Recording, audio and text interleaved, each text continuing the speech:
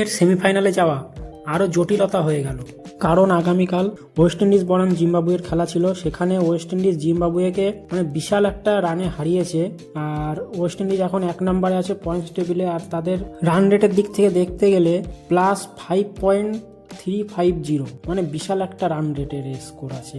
South আফ্রিকার আছে 3.80। আর ইন্ডিয়ার এখন সেমিফাইনালে যাওয়ার বেশি কোনো রাস্তা খোলা নেই সামনে, যদি সাউথ আফ্রিকা পরপর 2টো ম্যাচে জিতে যায় আর ইন্ডিয়াও যদি পরপর 2টো ম্যাচে জিতে যায়, তাহলে প্রথম এইটা আছে যে তাহলে ইন্ডিয়া যেতে পারে। আর দ্বিতীয়ত পয়েন্টসের দিক থেকে দেখতে গেলে ইন্ডিয়া যদি ওয়েস্ট ইন্ডিজ বা জিম্বাবুয়েকে 100 রানের বেশি স্কোরে হারাতে পারে, তবেই এই মাইনাসটা প্লাসে পরিণত হবে ইন্ডিয়ার।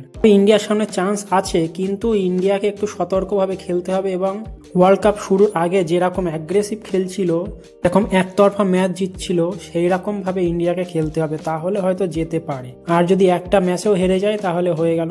তবে আমাদের আশা যে ইন্ডিয়া সেমিফাইনালে যাবে এবং আমরা এটাও আশা করব যে ইন্ডিয়া যেন আর 2টো ম্যাচে দুর্দান্তভাবে জয়লাভ করে এবং সাউথ আফ্রিকা যেন পরপর 2টো ম্যাচে জিতে যায়।